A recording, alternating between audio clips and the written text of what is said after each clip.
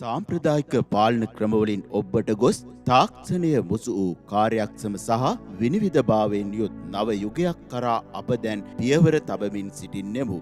මේ භූගෝලීය තොරතුරු තාක්ෂණයෙන් සවිඵල ගැන්වූ ඩිජිටල් රාජ්‍යයක ආරම්භයයි. නිදහසින් පසු ගෙවී ගිය කාලය දෙස බලන්න. අතිවිශාල මුදලක් සංවර්ධනය වෙනුවෙන් වැය කළත් නිවැරදි දත්ත සහ තොරතුරු පද්ධතියක් නොමැතිකම නිසා බොහෝ සැලසුම් අපේක්ෂිත ඉලක්ක කරා ගෙන යාමට නොහැකි වී ඇත. ඊට සාර්ථකම විසඳුම වයඹ පළාතෙන් මේ වන විටත් ආරම්භ කර අවසන්. භූගෝලීය තොරතුරු තාක්ෂණය ඔස්සේ යටිතල පහසුකම්, ජනගහනය, ඉඩම් පරිහරණය, ස්වභාවික සම්පත් ඇතුළු ප්‍රධාන දත්ත ස්තර 10ක් යටතේ මුළු වයඹ පළාතම සිතියම් ගත කර ඩිජිටල් කරණය කිරීමේ ව්‍යාපෘතිය මේ වන විටත් සිදුවෙමින් පවතී. මෙය හුදෙක්ම සිතියමක් පමණක් නොවේ. මෙමගින් ක්ෂණිකව දත්ත එකතු කිරීමටත් ගබඩා කර ඇති ඕනෑම තොරතුරක් ක්ෂණිකව ලබා ගැනීමටත් හැකිවන පරිදි විධිමත්ව සකස් කළ දැවැන්ත දත්ත පද්ධතියකි.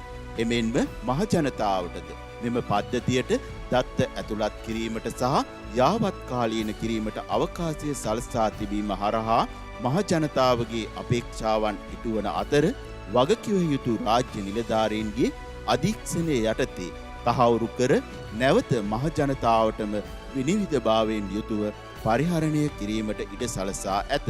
මෙම පද්ධතිය ජාතික තලයේ ප්‍රවීණයන්ගෙන් සමන්විත උපදේශක කමිටුවක් සහ දත්ත භාවිතා කර තීන්දු තීරණ ගන්නා රාජ්‍ය නිලධාරීන්ගෙන් සැදුම් ලත් මෙහෙයුම් කමිටුවක් මගින් නියාමනය වන බැවින් වඩාත් නිර්වද්‍ය හා නීත්‍යානුකූල පසුබිමකින් යුතු දත්ත බවට තහවුරු කර ඇත.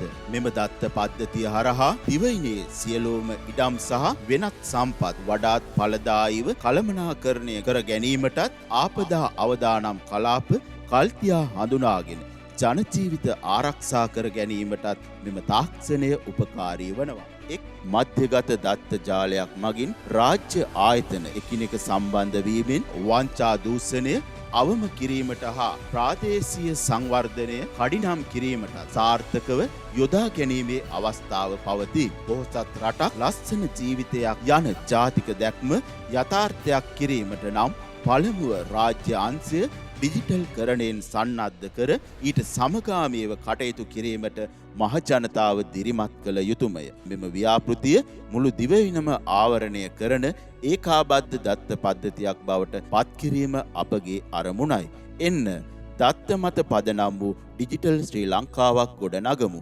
භූගෝලීය තොරතුරු තාක්ෂණ ඒකකය වයඹ පළාත ඩිජිටල් අනාගතයකට මඟ පෙන්වමින්